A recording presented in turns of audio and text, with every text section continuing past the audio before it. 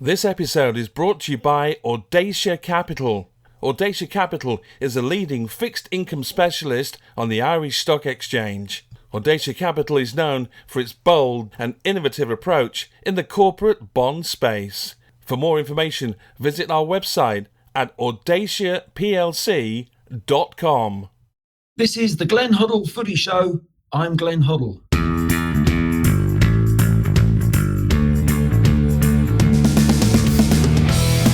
Welcome to the Glenn Hoddle Footy Show. This is episode 18. Episodes are released on Sunday evenings, and we hope you'll join us for the season. Today we look back at some of the best FA Cup performances over the weekend and look forward to next week's top of the table clash at Anfield.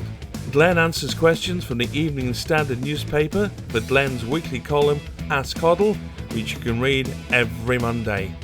So Glenn, not too many cup shocks this weekend, but we should start with a team that didn't win but gave an amazing performance against Liverpool on Friday night. The Aston Villa youngsters, drawing 1-1 at half-time. They eventually lost, but they must be very proud of how they performed. Yeah, it was refreshing to see, and I think playing against that quality that Liverpool had out, particularly going toe to toe in the first half, and experiencing that. That's like playing 10 matches at their own level. They've gained so much experience, and so they've been knocked out. Yes, as a club, which would be disappointing for them, obviously under the circumstances. But no, it would be great experience for those youngsters. They would come on as footballers so much. When you play against experienced players, you learn so much. When you train with them, you learn a lot, but there's nothing like a competitive game. So it was a wonderful opportunity for them to learn, although they didn't get the result, obviously, and Liverpool have gone through, which everyone expected, but a wonderful occasion for the Villa youngsters. I saw one of the Villa fan sites had tweeted before the game that we're going to have to expect some changes at half-time because two of them, it's past their bedtime, and the third one's got a paper round to go to in the morning.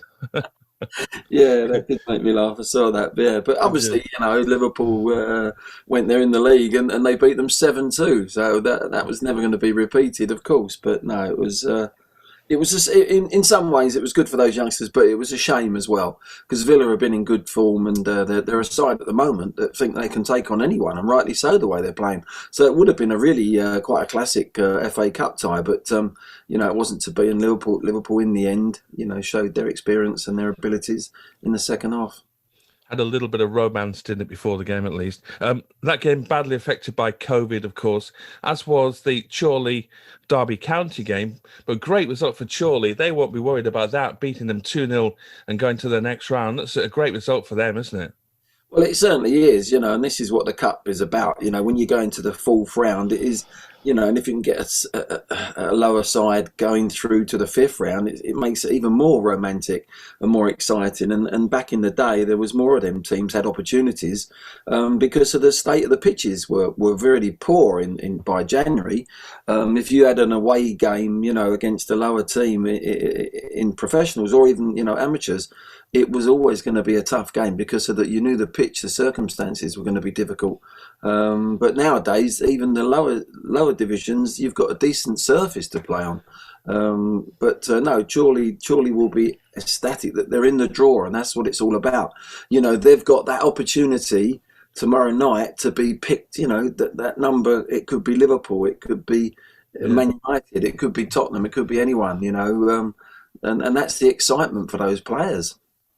When you look at the pitches, as you said, there was a tweet again about the Mansfield-Tottenham game. You spoke to me about this a couple of weeks ago, and I stuck it up there.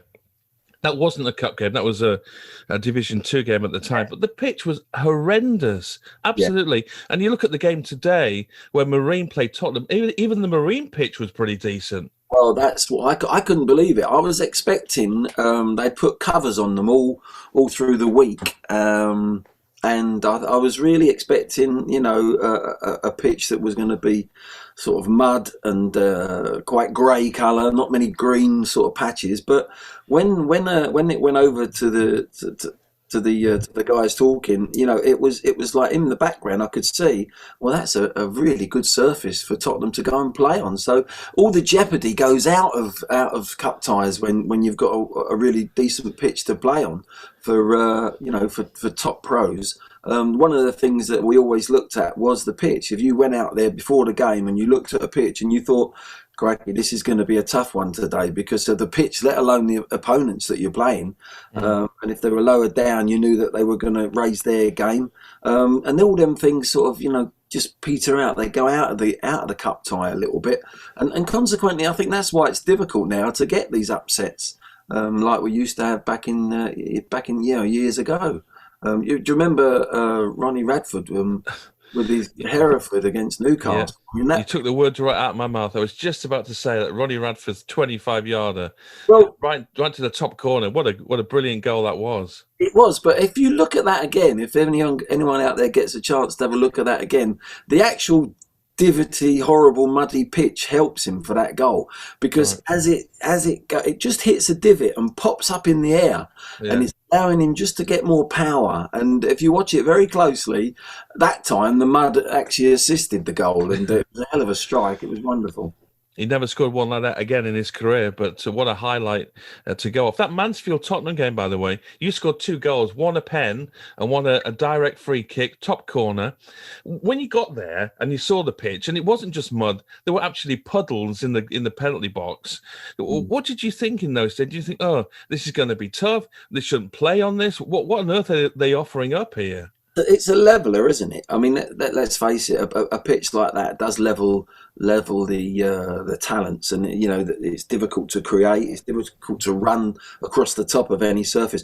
That particular game, I'll let you into a little story.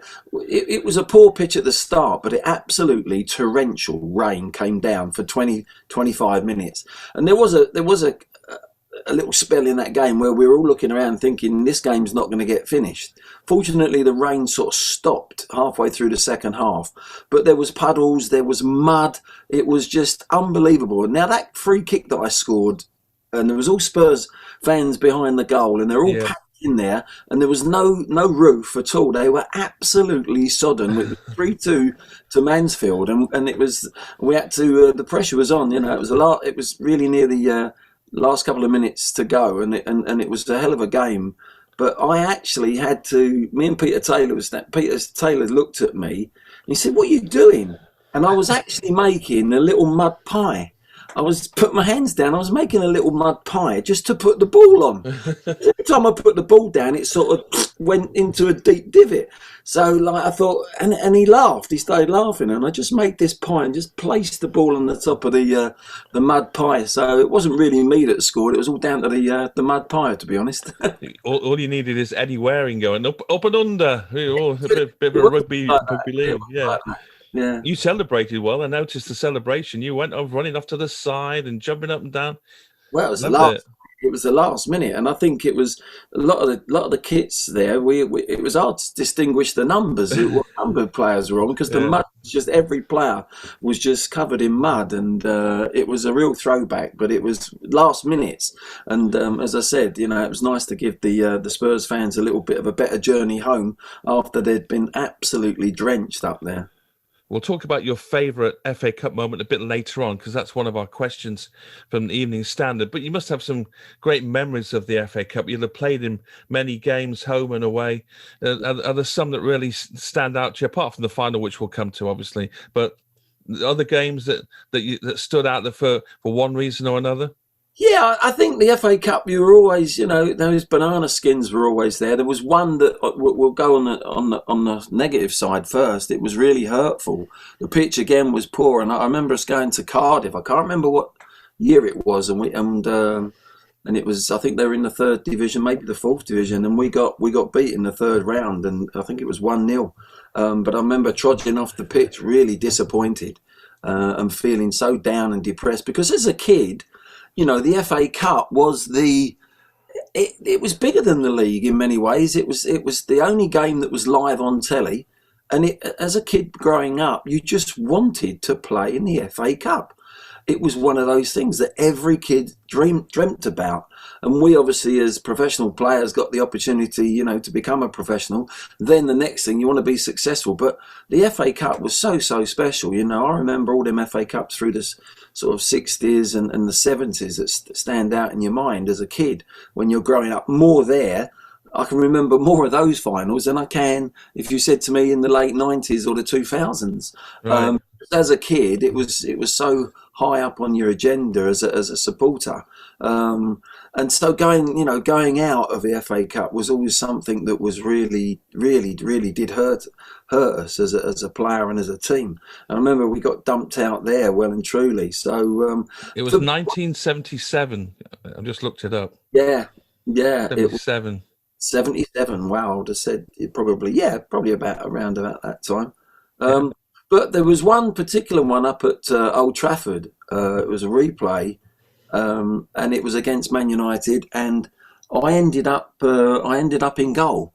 I had Milia Alexic got a really nasty injury, got injured, got carried off, and it was funny because that season I'd gone in goal at Ellen Road before, so it was almost.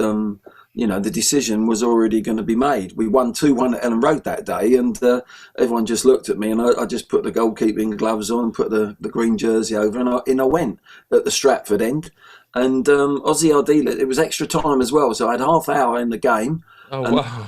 Half hour extra time. And Ozzy come up, we didn't score many goals for Spurs, but he scored a lovely little curler into the top corner, and at the other end, whilst I was in at goals, and we won 1-0, and it was a fabulous result and a victory, and it was unique in many ways because obviously there wasn't any goalkeeping subs in that year, and it was a magnificent performance from everyone, and it was quite strange being in goal in front of the Stratford end. I do remember a snooker ball flying. I was on the 6-yard box, and I remember a snooker ball just flying past my left ear, which I think might have killed me if it had hit me.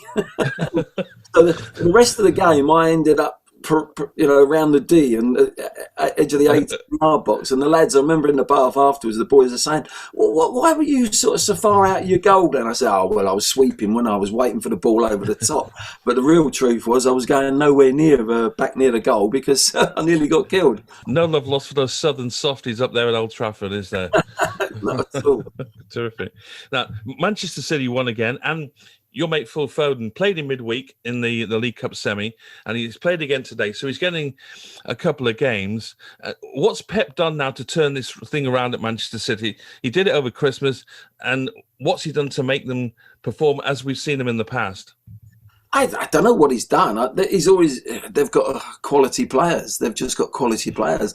They had a little spell at the beginning when they lost the centre forwards. Both centre forwards were out, and I'm not sure what player was going to play up there, who wanted to play down the centre. They play with a false 9, really.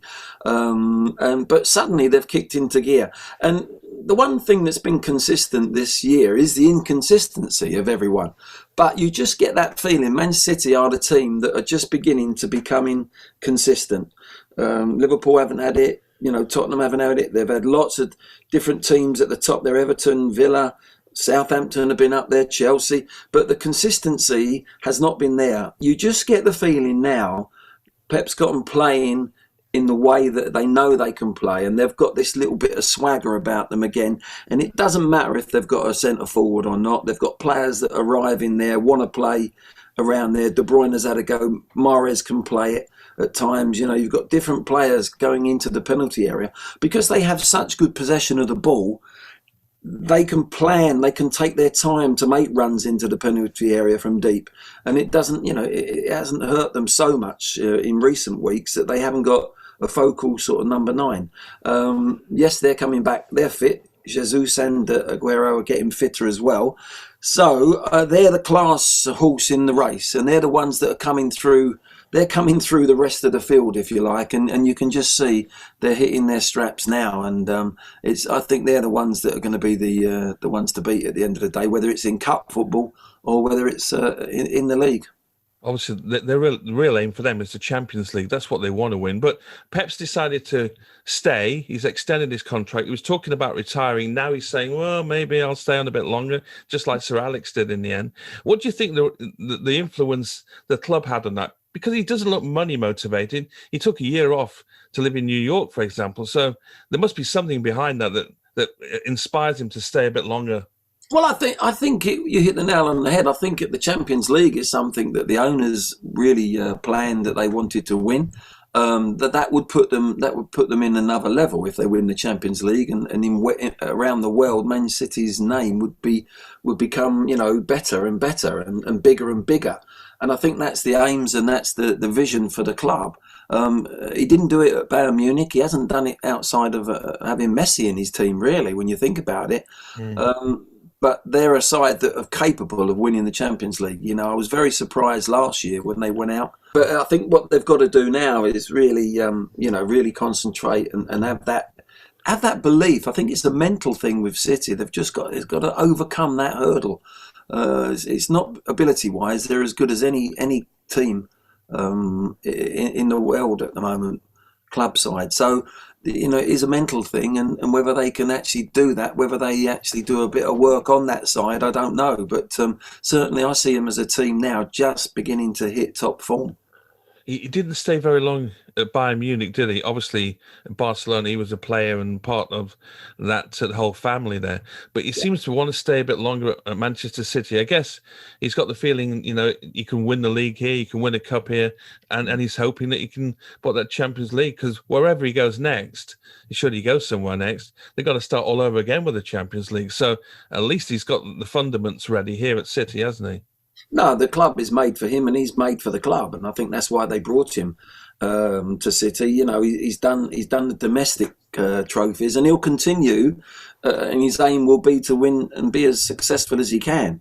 I think that's where him and Jose Mourinho are very very similar in a way that he always plays strong teams. He always thinks about the next game, but he'll want to win every single game and every tournament and every trophy. But the thing is, you are judged sometimes in history, and wrongly so sometimes. But he will be judged as City's manager whether he wins the Champions League, and I think he knows that, and I think he wants that. I think he wants that challenge as well. He enjoys that challenge, and it remains to be seen whether he can do that in the coming years. This episode is brought to you by the Lily White Foundation. We believe sport is fundamental to the development of young people, but sadly, many young people in difficult financial or social circumstances don't get the opportunities most of us take for granted. The Lily White Foundation supports projects that help children and young people take part in sports and activities. For more information, go to lilywhitefoundation.com. You're listening to the Glenn Hoddle Footy Show podcast. If you'd like to get in touch with Glenn, this is how to do it. To get in touch with Glenn with a question for a future Footy Show podcast, you can email glenn@midnightuk.co.uk or send a tweet to @midnightmix. Let's go back to the FA Cup. A couple more shocks, perhaps. Crawley-Leeds.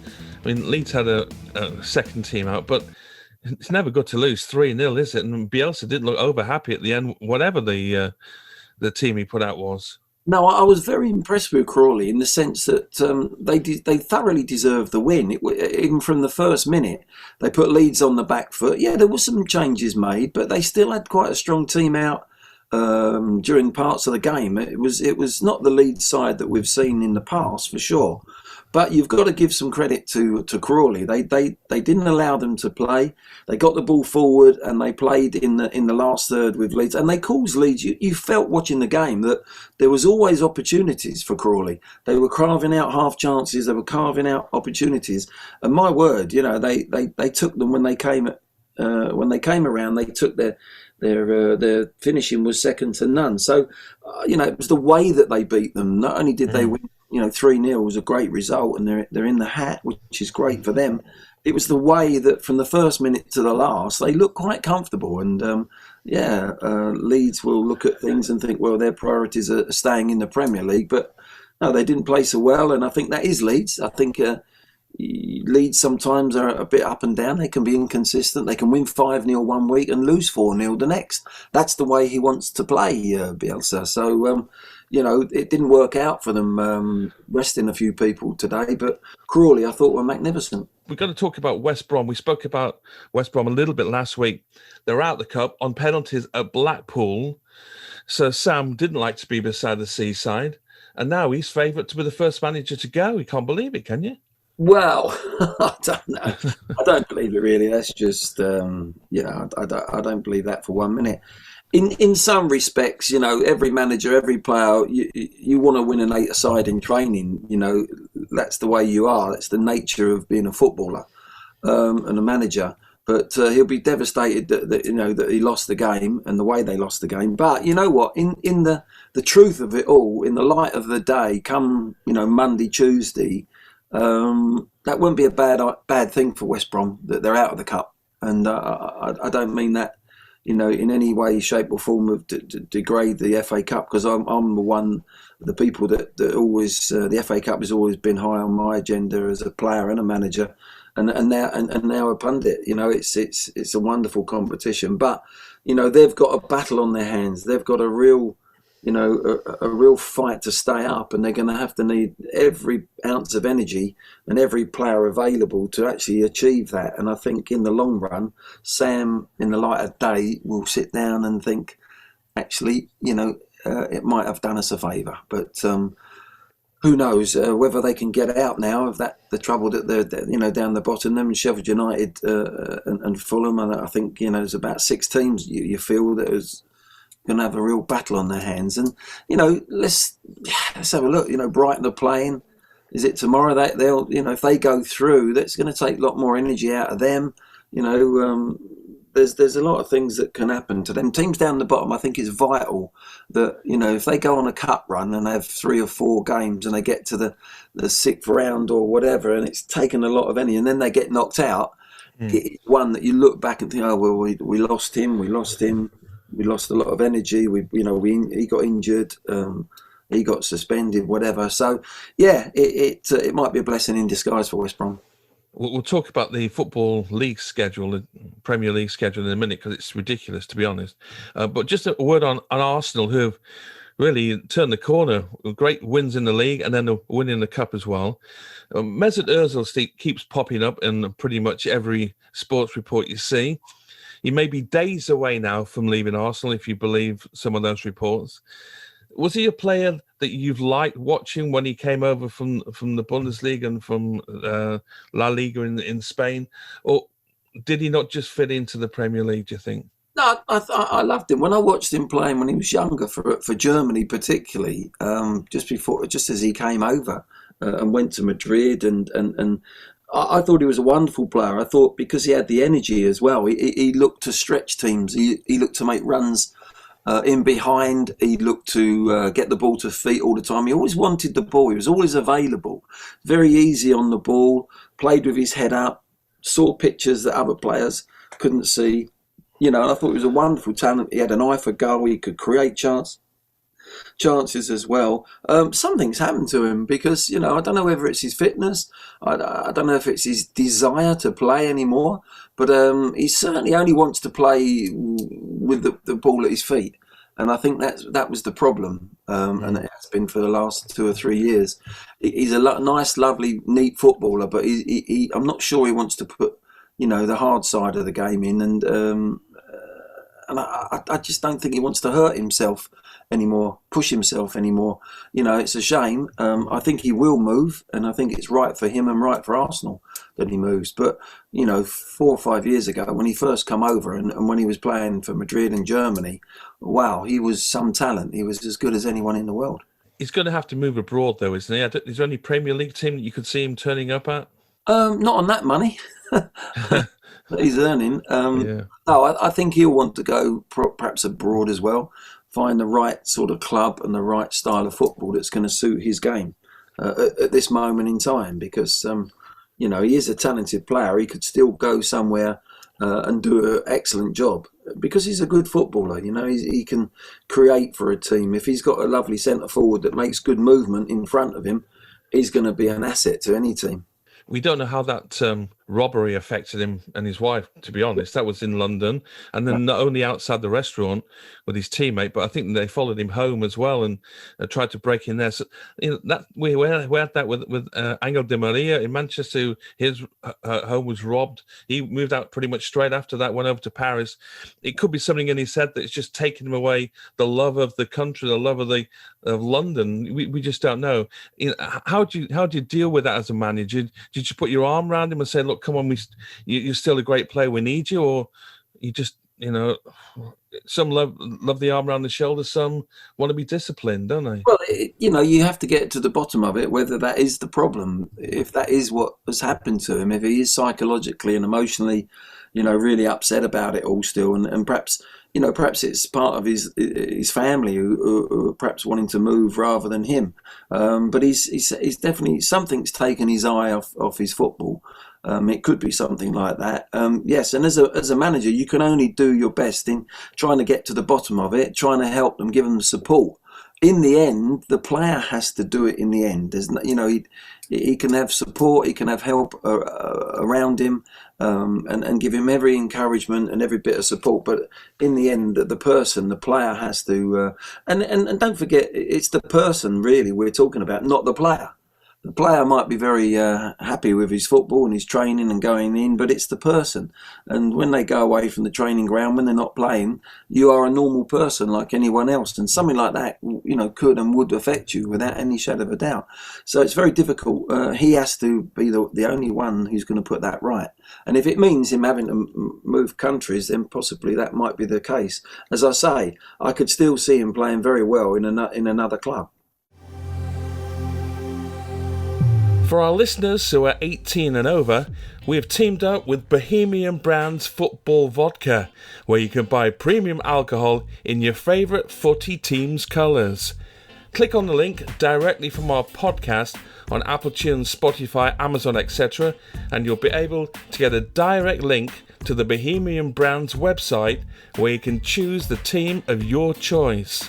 The bottles are a brilliant present for any footy-mad friend or family member, so either click on our link or visit midnightuk.co.uk and go to the Glen Hoddle Footy Show page where you'll find more information on Bohemian Brands. Remember, 18 and over only, and please drink responsibly. Thanks. Let's have a look at the questions from the Evening Standard readers. We'll start off with Sally, who says, after watching Marine versus Spurs, what's your favourite FA Cup memory, big or small? I think it's going to be that goal, isn't it? That not one that you scored, but some Ricky Villa scored. Yeah, I think the 81 game, the replay was that was a special moment for me, being a Spurs fan all my life as well. And actually winning the FA Cup, and Ricky, you know, the way we were 1-0 up, you know, so it's a classic scoreline, isn't it? 1-0 up, 2-1 down, and we win 3-2.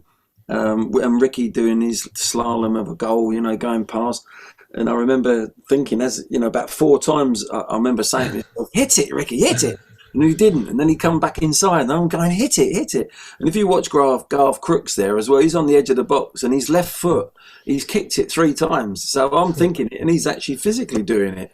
And eventually he just puts it under Joe Corrigan's body, and the rest is history. So yeah, I think that moment, you know, we went back and I scored the winning goal in 82 against QPR, which for me personally was wonderful to look back on. But I think winning it the first time in 81 and that particular game was a classic. It was a classic game of football. It really was. City played extraordinarily well and we played even better in the second half. We just went up another level and managed to claw ourselves over the line. And in those days, the FA Cup meant even more than it does today. I mean, it stopped the nation for that day. The TV started at 9 in the morning when you're having breakfast, going on the coach. There was a camera on the coach going to the ground. It just stopped the nation, didn't it, for that one day? Well, it did, and that's what I said earlier. It was so special. And as a youngster, I watched every single cup final for so many years. And then to think, we were driving down Wembley Way going to the final. You're in the coach, and you got all them memories as a kid. That's what made it so special for us. And Ozzy and Ricky, they were quite shocked. They'd come over as World Cup winners, and they didn't really understand how big the FA Cup was in this country. Right. They couldn't take it all in. They couldn't believe the preparations and the week before and the live television that was in the hotel the night before and all this and that. They were staggered, absolutely staggered, the fact how big it was, and obviously after we won it as well, what it meant to the fans. My recent memory of the FA Cup was the final where we lost 4-0 to Manchester United. Well, I can't remember who was manager at Chelsea in those days. But I've had the cup has been, it's been good and sad for me because I've had 2 wins and I've had 2 losses. My last game for Tottenham was against Coventry when we lost 3-2. That was a great final, wasn't it? Yeah, it was a. It was a spectacle, not for the Tottenham fans. No, it was. I mean, you can't say it's only great because you end up winning the game. It was a classic final, and the underdog won. And it was, unfortunately for me, it was my last game. I was going to Monaco, or I thought I was going to Paris Saint-Germain first, but I was leaving the club, and everyone knew that, and it was a sad way for me to go out personally. But more importantly, another opportunity for Tottenham to win the FA Cup, slid by us. But credit to Coventry, they played excellent on the day. So, and then Chelsea as player manager, we lost against United. And I always look back on that goal. It was like a little bit like Marine today when they hit the bar. Because just before half-time against a great Man United side... It was Gavin Peacock hit the bar, didn't he? Gavin hit the bar just before half-time at 0-0. And I think, I often think, and I'm sure Gavin does, it could have been so different. But it wasn't. They were a great side and they beat us 4-0. So to have 2 wins and, having a win against QPR where in the replay I got the winner there... it's mixed feelings, and I can assure you, running around Wembley, holding the cup up is far better than going down that tunnel with a runners-up medal. I think I've told you before. My memory of that is me shouting to you, "Just get yourself on the pitch." But anyway, we'll move on. Scars are still there. Tommy. He asks, are fans too quick to say their team is in crisis this season? It seems like every single Premier League club, United, Arsenal, City, Chelsea, even Liverpool, have been through one already. Yes, it's far too early. Every club's had a crisis. I think Chris Wilder would be the only one that could answer that and say, well, yeah, we're in a bit of a crisis. They won a FA Cup game, and hopefully for Chris that will help them, get a few wins in the league, give them a bit of confidence. But other than that, every other team seems to have hit, this non-consistency. No one can be consistent this year. And I don't know whether it's no crowds in. It probably has got a big effect. I don't know whether it's, too many games in a short space of time. But there's something there that's just making teams perform strangely, from one week to another, but you don't sort of identify with some of the same performances. So, it's making for a really exciting league. But I come back to what I'm saying. They're like a class. I just look at Man City, and I'll give you the analogy of a horse racing again, which I know you like, Chris. Love it. Everyone else is working. The jockey's working hard on every other horse, but their horse, he ain't even working. The jockey's just sitting there, and his arms are not even moving. And you're thinking in a race, you see that, and you go, wow, this horse is ready just to come out and go bang, and time it and get over the line. And you just feel that Man City, the only team for me at the moment that look like they're really in that class position where they're back to their best again, and they have that belief and that swagger.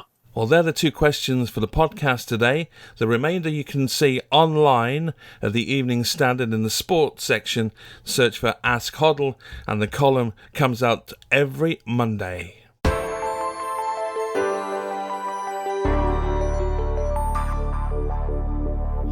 Let's have a look at the Premier League schedule that's coming up. I can imagine you'll be working quite a lot in the next few days.